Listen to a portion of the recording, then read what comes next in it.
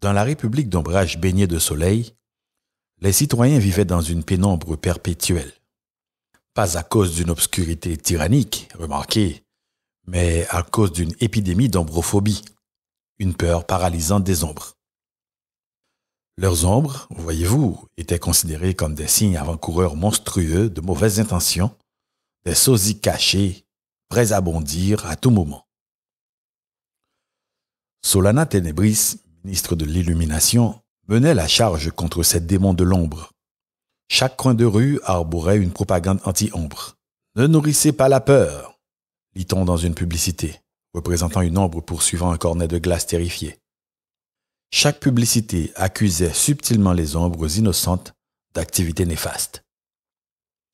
La vie, il va sans dire, était plutôt comique. Les enfants portaient des chapeaux de soleil surdimensionnés, poursuivis par leurs ombres, perpétuellement, avec des cris de terreur. Les agriculteurs récoltaient sous de fragiles parasols, leur récolte ne produisant qu'une infime quantité de légumes déficients en vitamine D. La danse nationale, la meringue sans ombre, ressemblait à un troupeau de pigeons effrayés tentant de danser dans une salle de bal. Puis vint Luna, une jeune femme curieuse avec un penchant pour remettre en question l'autorité et porter des chaussures raisonnables. Contrairement à ses compatriotes ombragiens, Luna n'avait pas peur de son ombre. En fait, elle trouvait ça plutôt amusant, cette silhouette d'encre imitant chacun de ses mouvements.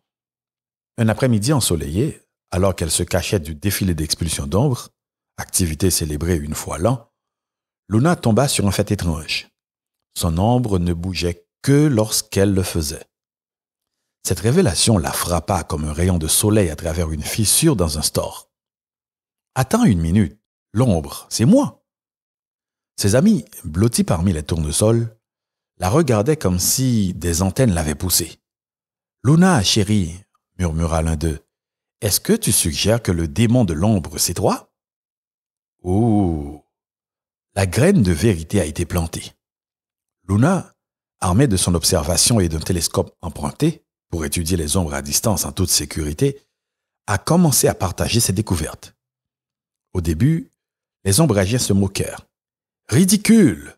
a déclaré la ministre Tenebris, sa propre ombre s'allongeant considérablement derrière elle. « Les ombres sont mauvaises.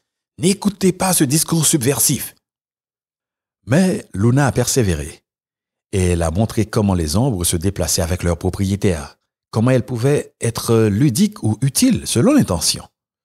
Elle a même organisé une extravagance de marionnettes d'ombre, mettant en valeur le potentiel artistique de ces démons incompris.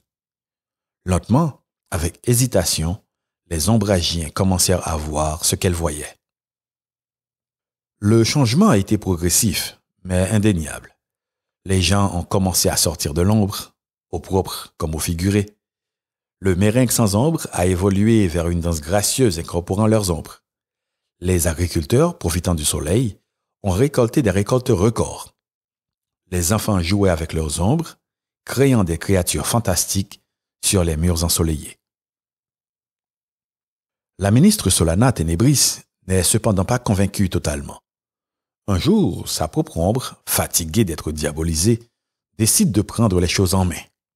Alors que Tenebris prononçait un discours anti-ombre enflammé, son ombre s'est détachée, a atteint une taille comique et a imité chacun de ses gestes exagérés avec des yeux exorbités et des battements de langue. La foule a éclaté de rire et même Tenebris n'a pas pu s'empêcher de rire.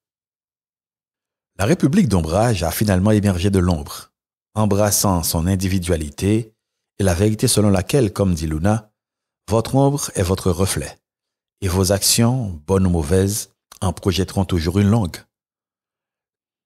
La morale de l'histoire, apprise dans le rire et le soleil, est devenue leur devise nationale. Méfiez-vous des ténèbres intérieures, car elles projettent toujours l'ombre la plus vraie. C'est ainsi que les ombragiens qui craignaient autrefois l'ombre sont devenus connus pour leur honnêteté et leur transparence, car ils ont compris que le véritable caractère n'est pas caché dans l'obscurité, mais se reflète dans la lumière, les ombres et tout le reste.